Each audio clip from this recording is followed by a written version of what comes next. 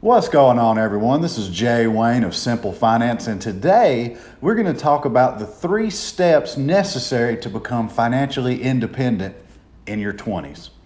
The first step is to track your income and expenses. This is probably the most important step in your financial journey, and the sooner you can do it, the better. So many people live paycheck to paycheck because they simply, to be quite honest with you, they don't know or they don't think about the money that they spend. How do I know this? Because to be honest with you, I used to be one of those people. If I had the money in my bank account, I spent it. I didn't think about what I was spending. I had 2 credit cards that were maxed out, and they were charging me over $200 each per month in interest. I was not in a good place. At my lowest point, I racked up over $600 in overdraft fees just to survive, and that's in 1 month. Point is, I didn't know where my money was going or what I was doing with it.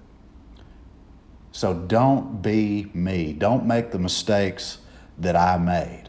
Know how much money you make, know where your money's going, and track your income and expenses. There's a quote by financial advisor Dave Ramsey where he says, "A budget is telling your money where to go instead of wondering where it went."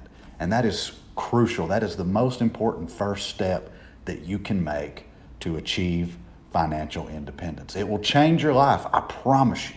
It changed my life. And in a little under 2 years, I drastically changed the direction of my financial future. And now I'm much more financially healthy than I ever imagined and that I have ever been before. And you can do it too, and it's easier than you think.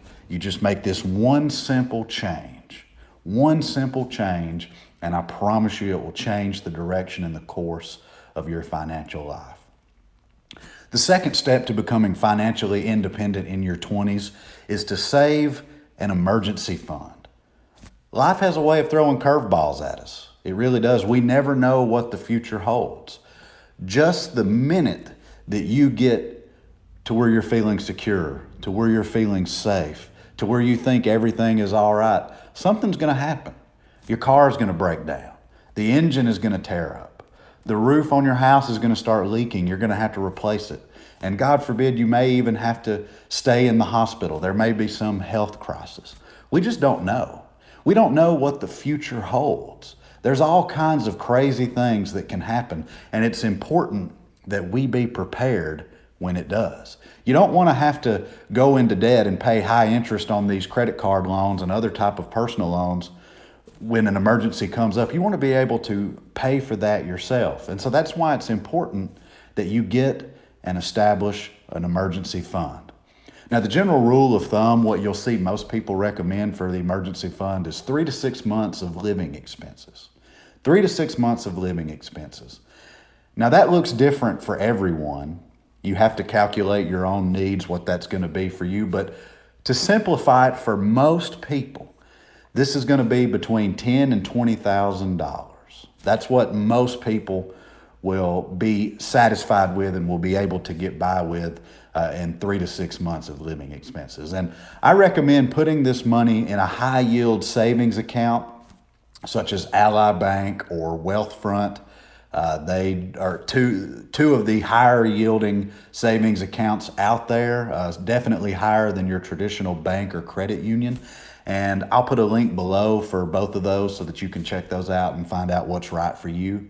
But the point of the emergency fund is to have cash available if something were to pop up and you needed it. And I recommend putting this in a high yield savings account like Ally or Wealthfront or something else so that you can have access to it when you need it, but it's also far enough out of sight and out of mind so that you're not tempted to spend it every time something comes up that you just want. Because remember, there's differences between wants and emergencies. And if it's in your bank account or if it's in your bank savings account where it's right there where you see every day, it's going to be a lot more tempting to spend that money just because you see something that you want. And so put that money aside, put it in a separate savings account. Like I said, high yield savings account so that it's there if you need it, but it's also out of sight and out of mind. And another added benefit is these high yield savings accounts that right now are often returning north of 2%. It'll offset most of the cost of inflation as well, so you're not losing money. Now remember, the goal of the emergency fund is not to make money, because that's what your investments and retirement savings will come into play later. But the point of the emergency fund is to have that large chunk of money when life throws you something unexpected. And that way you won't have to go into debt. You won't have to lose money by paying interest to other people. You'll have that money right there and ready for you at the touch of a button. The third step for becoming financially independent in your 20s is to save a portion of your income for retirement. Now, I recommend saving 20% of your income for retirement. It's really scalable and adjustable based on your desires and goals and needs. I really wouldn't recommend going below 10%, but in all honesty, the sky's the limit. You can sit down, plan out your savings, and it can be scalable to your needs. But I would generally recommend 20%. That's a good starting point. Honestly, if you could get up to where you're saving 30% or even more of your monthly income, that would generally be the best. But just to show you the power of saving a portion of your income every single month right off the top without even thinking about it, I want to share with you an example. Now, these statistics are right from the compound interest calculator on the Investors Government website. But let's just say you make a salary of $4,000 a month.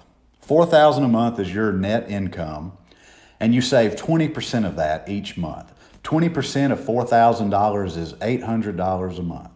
So you say you're 25 years old, you're watching this video right now, you make $4,000 a month, and you start saving $800 of that per month. $800 saved per month at an average annual return of 8% for 30 years will be $1.1 million. That's when you are age 55, after 30 years of saving $800 a month at an 8% return, you will have $1.1 million. Fast forward another 5 years, save for another 5 years at age 60, you will have almost $1.7 million. And that's just saving 20% of your income. Like I said, if you save 30%, 40%, even 50%, the numbers dramatically increase. That's why it's so important that you save and you start saving now. Because we don't know what the future holds. Social Security may not be there. Your pension at your job may not be there. Your retirement at your company may not be there. We can't depend on the government or family or anyone to bail us out. We have to be there for ourselves. We have to plan ahead of time, and we have to plan accordingly. It's so important. But you see the power of compound interest, the power of getting started early. And you don't have to make a lot of money. You don't have to save a lot of money. And you'll be wealthier and more financially independent than you ever thought possible. It really is that simple. You do these three things, you can forget everything else. You don't even have to think about anything else. You do these three things, and one day, sooner than you think, you're going to look at your statements and you're going to be like, whoa, I didn't even know this was possible.